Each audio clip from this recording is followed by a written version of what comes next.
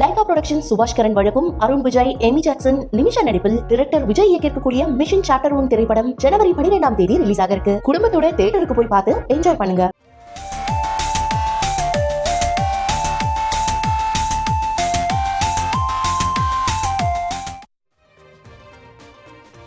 வளையோரம் பகுதியில் மூத்த பத்திரிகையாளர் திரு விஜயசங்கருடைய பதிவு. ராமர் கோவில் திறப்பு விழாவில் பங்கேற்பதில்லை என்று காங்கிரஸ் முடிவெடுத்துள்ளது. அது அரசியல் ஆதாயத்திற்காக RSS பிஜேபி நடத்தும் விழா என்றும் கூறியிருக்கிறது. வரவேற்போம் அப்படின்னு அவர் முகநூல்ல பதிவிட்டிருக்கிறாரு. அதற்கு வந்திருக்கக்கூடிய கமெண்ட்ஸ், ஒரு சில கமெண்ட்ஸுக்கு அவரும் பதில் சொல்லியிருக்காரு. அதை தான் நம்ம இந்த வளையோரம் பகுதியில் பார்க்க இருக்கிறோம். ஆவே சாமி கொன்னு அப்படிங்கிறவர் என்ன சொல்றாருன்னா, முழுவதும் கட்டி முடிக்கப்படாமல் தேர்தல் ஆதாயத்திற்காக திறப்பதால் புறக்கணிக்க போவதாக கூறியிருக்கு. அப்படின்னா முழுவதும் கட்டி முடித்தால் ஏற்றுக்கொள்ளுமா? காங்கிரஸ் என்கிற ஒரு பதிவரின் கேள்வி சரியானது என்று கருதுகிறேன். அதாவது காங்கிரஸுக்குள்ள இந்த RSSங்கிற எழுத்துக்களும் இருக்குங்கிறத அவர் பிரிச்சு போட்டு காமிச்சிருக்காரு. அதை நம்ம அந்த பதிவில் பார்க்கிற போது புரியுது. அதாவது பாஜகவுக்கும் காங்கிரஸுக்கும் RSS உடைய செயல்பாடுகளுக்கும் காங்கிரஸுக்கும் வேறுபாடு இல்லைன்னு சில பேர் சொல்றாங்கல்ல, அதை இதை வெளிப்படுத்துதுங்கிறத விதமாக அவர் அதை பேசியிருக்கிறாரு. அதுக்கு விஜயசங்கர் ராமச்சந்திரன் பதில் சொல்லியிருக்கிறார். காங்கிரஸை RSSோடு ஒப்பிடுவது அரசியல் உழப்பல் அப்படிங்கிறார். இரண்டை குறித்தும் தெளிவில்லாத இந்த கருத்தை வைத்துதான் 2014 ஒரு அரசியல் தவறு இழைக்கப்பட்டது. மீண்டும் உழப்ப வேண்டாம் அப்படின்னு அவர் திரு சாமிக்கண்ணுவுக்கு பதில் சொல்லியிருக்கிறார். துரைசாமிங்கிறவர் என்ன பதிவு போட்டிருக்காருன்னா, இந்து விரோதிகள் என்ற பட்டத்தை காங்கிரசுக்கு சூட்டுவதற்காகத்தானே பாஜக கும்பல் காத்திருந்தது. இதன் காரணமாகவே கணிசமான வாக்குகளை இந்தியா கூட்டணி இழக்கும் வாய்ப்புள்ளது அப்படிங்கிறத மறுக்க முடியாது.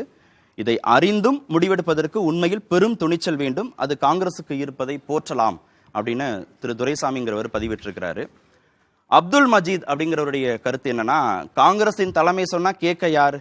மசூதி இடித்த போது காங்கிரஸ் ஆட்சி தானே. 1992 டிசம்பர் 26 தான் பாபர் மசூதி இடிக்கப்பட்ட நாள் அன்று நரசிம்மராவ் தான் பிரதமர். அதைத்தான் அவர் நினைவு கூடுறாரு. ஆனா அதுக்கு திரு சரத்பவார், நீர்ஜா சௌத்ரி பிரதமர்கள் எப்படி முடிவெடுக்கிறார்கள் அப்படின்னு திரு நீர்ஜா சௌத்ரி எழுதின புத்தக வெளியீட்டு விழால அவர் விஜயராஜே சிந்தியா நாங்க பாபர் மசூதிக்கு எந்த விதமான தீங்கும் இழைச்சிட மாட்டோம்னு சொன்னதை நரசிம்மராவ் நம்பிட்டாரு அப்படின்னு அவருக்கு ஆதரவாக, நரசிம்மராவுக்கு ஆதரவாக விளக்கம் சொன்னதையும் நம்ம இங்க நினைவு கூறலாம். திரு செல்வம் பொன்னுசாமிங்கிறவர் என்ன பதிவு போட்டிருக்காருன்னா, முற்றிலும் தேர்தல் ஆதாயத்திற்காக கட்டி முடிக்கப்படாத ராமர் கோவில் திறப்பு விழாவை அனைத்து எதிர்க்கட்சிகளும் புறக்கணிக்க வேண்டும். ஏற்கனவே முதலாவதாக மார்க்சிஸ்ட் கட்சி புறக்கணித்திருக்கிறது. தற்போது காங்கிரஸ் கட்சியும் இது போன்ற நல்ல முடிவை எடுத்துள்ளது. அனைத்து எதிர்க்கட்சிகளும் இப்படி ஒரு முடிவு எடுக்கணும் அப்படின்னு அவர் ஒரு பதிவு போட்டிருக்காரு. ஜேம்ஸ் நவயுகன் அப்படிங்கிறவர் என்னன்னா, காங்கிரஸ் எடுத்த முடிவு சிக்கலானதுன்னு பதிவு போட்டிருக்காரு. பல்வேறு மாநில காங்கிரஸ் தலைவர்களே கருத்து ஒற்றுமையோடு இந்த முடிவை ஆதரிக்கிறது ரொம்ப கடினம். ஏற்கனவே காங்கிரசிலிருந்து வெற்றி பெற்ற நாடு முழுக்க பல சட்டமன்ற உறுப்பினர்கள் பாஜகவுக்கு தாவி காவி முகம் காட்டினர். இப்போது இதை காட்டி இன்னும் அந்த மாதிரி நகரலாம் பாஜகவை நோக்கி அப்படின்னு அவர் சொல்லியிருக்கிறாரு. திரு விஜயசங்கருடைய அந்த கமெண்ட்டுக்கு இந்த மாதிரியான பதிவுகள் வந்திருக்கிறது.